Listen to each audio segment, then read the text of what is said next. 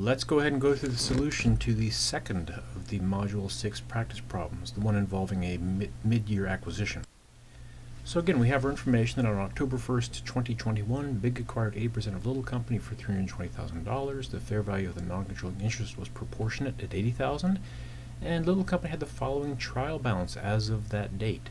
So again, because it's mid-year, they have some open temporary accounts. They have revenues, expenses, and dividends declared. By the time they get to the end of the year, Little reports total earnings of $140,000 with total annual dividends of $30,000. Our job, of course, is to record the purchase of the investment and all appropriate equity and elimination entries for 2021. Now, before we go any further, let's go ahead and see what they've got to date as far as earnings. They've got $400,000 in sales, they have $300,000 of expenses, so they have income to date of $100,000, and they have dividends declared to date of $20,000. So our first order of business is to determine the book value at the date of acquisition. Now we can do one of two things. We can either simply add the net assets and liabilities at book value, or we can go through sort of a quasi-closing process to determine what the equity accounts would have been had we gone through an actual closing.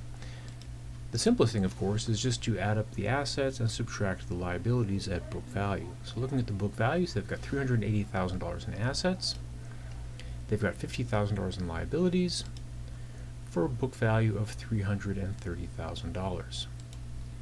If you prefer, you can, or just to confirm this, we can go ahead and go through this sort of quasi-closing where income to date is $100,000, dividends to date are $20,000. So if these were closed to retained earnings, then retained earnings would have a balance of $240,000. Again, the current balance is $160,000, add 80, you get to $240,000. That added to the common stock of $90,000 gives us that same book value of $330,000. Okay, so let's go ahead and go through our differential analysis. So again, the fair value, our share cost $320,000, the total is $400,000. The book value that we determined to be $330,000, our share is $264,000, giving us a differential $70,000 total, our share $56,000. So first we subtract out the undervalued property, plant, and equipment. We subtract out the undervalued land. And then finally, recall that the goodwill on Little's balance sheet does not survive the acquisition. Again, think back to what we talked about in the case of a merger. If you acquire another company, the goodwill is not a separately identified, the goodwill that they had, the acquired company had, is not a separately identifiable asset. It doesn't meet any of the criteria for recognition as an intangible asset in an acquisition. So essentially, the goodwill that existed from an accounting perspective is gone. So this goodwill from an accounting perspective is overvalued. Its value we assume to be 0. So we're going to go ahead and add that back in as an overvalued asset. The remainder, $80,000, is the goodwill we're going to report. Now, this may seem sort of silly or odd that we're going to go ahead and take away the $40,000 of goodwill that Little is reporting, only to replace it with $80,000 of new goodwill. You could very well ask yourself, why not simply leave Little's $40,000 of goodwill in place and add $40,000 more on top of that? Doesn't that essentially amount to the same thing? And the answer is no. We want to be we should be sure to be careful with this and to always treat this as eliminating the subsidiary's reported goodwill and finding a new total value to replace it.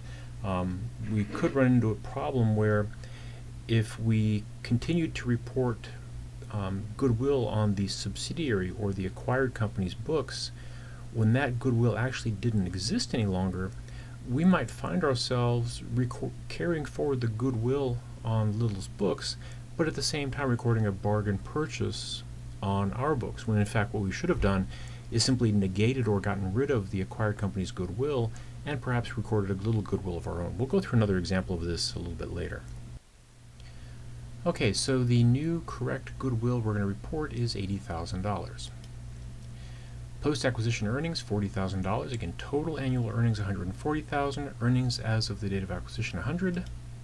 Post-acquisition dividends, $10,000. Yearly total of $30,000, less dividends as of acquisition of $20,000. Again, our equity method entries. We record the acquisition. We record our share of the post-acquisition earnings. We record our share of the post-acquisition dividends.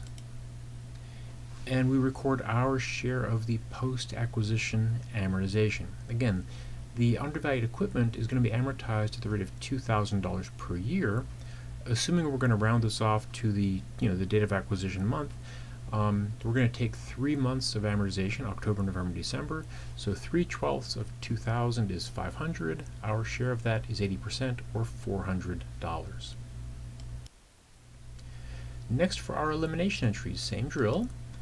Again, as always, we're going to eliminate the date of acquisition or beginning of year owner's equity accounts. We're going to eliminate all of the date of acquisition revenue, expense, and dividend accounts. And now we're going to go ahead and record the differential assets. We go ahead and increase the value of the equipment. We go ahead and increase the value of the land. We remove Little's overvalued goodwill, and we're going to go ahead and replace it with the goodwill that we computed as part of this transaction. That total of $400,000, we split 80-20 between the investment and the non-controlling interest. Continuing, we have our A for amortization, again $2,000 per year for 3 months. I for investment income, again we can simply add up our equity method entries. And then D for dividends declared, again there's $30,000 of total dividends declared on Little's trial balance. We eliminated $20,000 of that in that initial S entry, so now we're only faced with eliminating the remaining post-acquisition dividends of $10,000. We'll go ahead and split that $10,000 in the usual fashion, 80-20 between the parent's investment and the non-controlling interest. And then finally we do the income of the non-controlling interest in the usual fashion. They're going to get their share, 20%, of the post-acquisition earnings of $40,000 minus that additional, or minus the additional depreciation expense of $500.